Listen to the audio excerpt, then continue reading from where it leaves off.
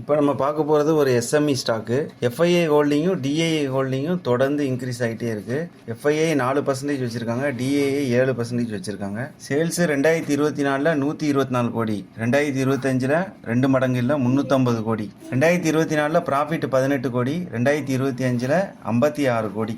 அளவுக்கு வளர்ச்சி அடைஞ்சிட்டு இருக்க இந்த கம்பெனியோட கஸ்டமர் டாடா டெலி சர்வீசஸ், பிஎஸ்என்எல், டிஎல்எஃப், ஏர்டெல், இந்த மாதிரி ஒரு எஸ்எம்இ கம்பெனியா. அந்த கம்பெனி வேற எதுவும் இல்லை, எஸ்ஏஆர் டெலிவெஞ்சர் லிமிடெட். இவங்க 2019 ஆரம்பிக்கப்பட்ட கம்பெனி.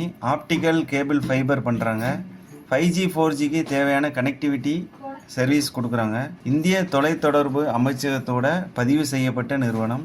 புக் வேல்யூ பக்கத்திலே ட்ரேட் ஆகுது. 189 book value. Current price 220. Market capitalisation 1038 crore. இவங்க இந்தியன் கம்பெனியாக இருந்தால் கூட யூஏஇயில் இவங்களுக்கு ஒரு துணை நிறுவனம் இருக்குது.